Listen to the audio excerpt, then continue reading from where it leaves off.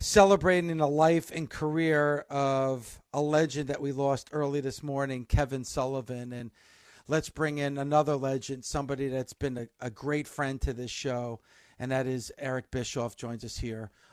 Eric, thank you so much for the time. I'm so sorry for your loss. Oh, no, thank you. It's our loss for sure. Yes. Not mine. It's ours. Uh, Dusty Rhodes was a big fan of Kevin's from a creative perspective. And it had to be around 90, 94 because I was really beginning to work more closely with Dusty on the creative side. I was never really hands-on, full-time involved in creative. Was a little intimidated by it. I'd never been really involved in the process before, but I was trying to give Dusty everything Dusty needed. And I remember going to Dusty one day and said, dude, what can I do? What can I do to help you do your job better and make it more effective? And without hesitation, he said, give me Kevin Sullivan. If we can bring in Kevin Sullivan. Kevin had the kind of perspective, the heel perspective. He understood heat. He loved heat. A lot of bookers didn't. A lot of former professional wrestlers that ended up being bookers weren't as familiar or comfortable with real heat as they were with trying to get over as a babyface. And Kevin loved the heat, and Dusty recognized that and thought it would be a great balance. Dusty was really good at building baby faces. Creating heels wasn't necessarily his strong suit, and he knew that, which is why he was really committed to bringing Kevin Sullivan in. We played a clip from an interview earlier that we did with Kevin Sullivan in 2018. And I guess this is kind of like acknowledging how smart he was about the business. In 2018, and as you probably know, WWE was in a bit of a lull just before the pandemic in 2018. And he was talking about all the young talent that the WWE had acquired. And he said in our interview, he said, in a few years, you're really going to see a boom period for the WWE, and you're going to see a boom period like you've never seen before. And here we are talking about maybe some of the best financial times for that company. And he was able to see that back in 2018 when business wasn't as good. And it kind of shows you how smart he was to both sides of the business, what was going on in the ring, but also the financial side of the business as well. Yeah, Kevin was so unique. You've got, it's like the three faces of fear, I guess, kind of thing. You've got Kevin Sullivan, the performer, and Kevin's style, I guess, what he liked was very animated. Some might refer to it as dark. That was, and if you go back and watch a lot of Kevin's early stuff, he always gravitated towards that kind of dark character, right? Then you had the creative side of Kevin, where you got a chance to see that he also understood how to build baby faces, how to build a story that wasn't necessarily rooted in that, three faces of fear kind of, mentality. He really had a broad sense of creative and understood it so well. And to your point, man, he understood the business of it. He was such a great partner in so many different ways. He was loyal as hell. That's yeah.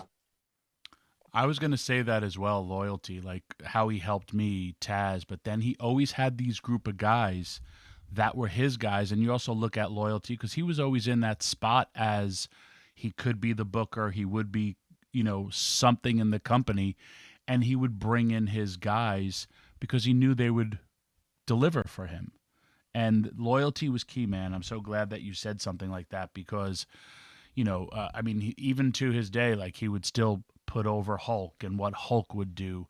And I probably talked to him 3 to 4 months ago, and he was still so keen to the business and saying like what every company's doing. And a brilliant question he once asked me, because I was pitching some idea for ECW, right? And he goes, why?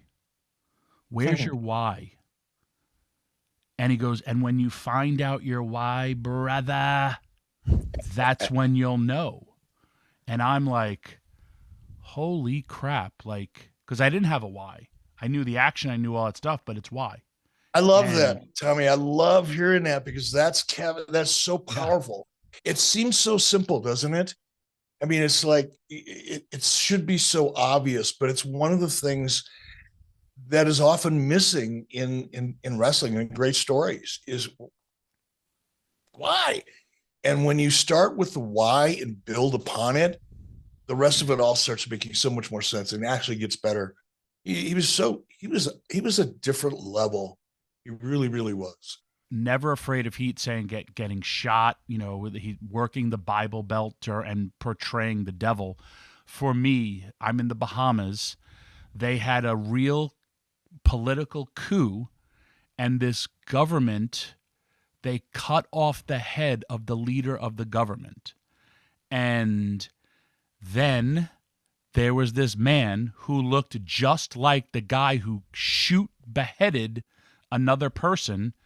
And Kevin Sullivan cuts a promo with this guy with him and says he's bringing him to the Bahamas and he's going to be in his corner with him and Taz, with this guy against, it was Tyree Pride, the Haitian sensation, and Joe Savoldi, and this guy is going to be there. Well, it's making every newspaper, all this stuff. The guy who looked like this guy no-shows because he's afraid he's going to get killed, because he probably was. Right. So he walks over to a 22-year-old Tommy Dreamer after wrestling 3 times. He goes, "You're going to put on this mask. You're going to wear this jacket.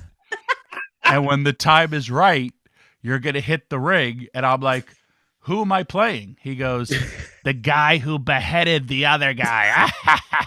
And I'm like, "What?" So, and they give me gloves. I run to the ring and I take an inside out bump where I'm outside. I get pulled in. I take the pin. And the moment the pin happens, the fans rush the ring, and I'm in a real fight. And the police are not stopping it because I'm portraying a man who murdered another man on like a political person. And I have to fight my way to the back. This stadium, Nassau Coliseum in the Bahamas, had chicken wire because the fans once dropped a cinder block on a Barbarian's head. That's a whole other story. So I have to run to the back. And during the me fighting my way to the back, I finally get to the back. Everybody's gone. And they put like a big log in front of the door, and people are pounding on, and they're like, "Take off your clothes, take off your clothes." So I have to quickly take off and clean them off my face. And then they open the door, and this mob of people run in to murder me. And they're like, "Ah!" Some guy points the other way, and the whole mob goes the other way. Here comes a Scooby-Doo. And then I didn't see Kevin until later, and he goes, "Brother, that was heat." I was like, I almost died. Thank you, Kevin. I needed that, Tommy. Thank you so much. I needed that. That is so Kevin Sullivan. Exactly. And he was fearless in every way. You know, he was not afraid of taking big risks creatively, obviously. You know, if you look back and look at some of the stuff that he did, you know, while he was working with me, absolutely freaking fearless. But he was fearless physically as well. He would never back down from anybody. And I mean, let's be honest, Kevin was what, 5'9", 5'10", and you know, he wouldn't care. He would go at the drop of a hat. He wasn't a bully. He wouldn't pick fights, but he would stand his ground. He not afraid of anything. That's one of the things I admired about him. That and his loyalty. He was one of those guys that, you know, if you're in a bind and it's serious and you need to count on somebody, Kevin was that guy. That's why I loved him so much. It's not so much what he brought to the table creatively, which was a lot, obviously, but you know, when things are tough, you got to surround yourself with people that you can honestly trust. And Kevin was at the top of that list for me. Who you're describing seems like it's very rare in this business, but but I also think in life it's very rare. It's unfortunate that there's not a lot of people that you can lean on. And it sounds like, Eric, from who you're describing, that's somebody that you're describing, somebody that you could lean on. Well, no question about it. And one example, just one of many, but it's the more people will recognize it more. It's when Hulk Hogan became the third man. And I'll be honest, as close as I was to Hulk personally, I wasn't, and maybe because I was so close to him personally, I knew him pretty well. I was not 100% convinced he was actually going to follow through. Hulk is the kind of guy, you know, his kids were young at the time. His first wife was, you know, had a lot of influence. Kept Hulk very unsure of himself. A lot of times she would get into his head, and I knew that. And because of that, I wasn't 100% convinced that Terry would go through with it. But to try to mitigate that concern, first of all, I had plan B. I had Sting in the waiting just in case things went bad. And I sequestered, it was Kevin's idea, not my idea. Actually, Hulk came to Daytona Beach early and stayed at Kevin's house because we were just afraid too many people would get to him and convince him that it would, you know, get people like, and I'm not, you know, saying anything negative about anybody. Everybody had Hulk's interest in mind to a large degree. And at the time, Hulk Hogan was still, you know, a cash cow for an agent. So we locked him in a room with Kevin Sullivan for 2 days. And Kevin brought him to the arena just to the neck of time. And Kevin was one of the first ones that I told. You know, when I had my meeting with Hulk in California, and Hulk said, "Hey, brother, who's the third man?" I didn't want to tell him because Hulk in his enthusiasm will often blurt things out. And I just didn't want to take the risk. We kept everything super quiet. But I had to start making plans. I didn't tell my boss. I didn't have to. I didn't tell anybody who the third man was going to be once Hulk threw his name into the hat, except for Kevin Sullivan initially, because I knew I could trust Kevin. It was such an important moment. I needed help. I needed some support. I couldn't do it by myself. And I had absolutely zero hesitation about sharing the news with Kevin. And eventually we shared it as it became necessary down the line. But he was that guy that I knew I could trust him with anything. If you're talking like behind the scenes, I'm just, you know, picturing all this stuff and piecing stuff together. He, you know, he's in Florida. There's Eddie Graham, there's Dusty.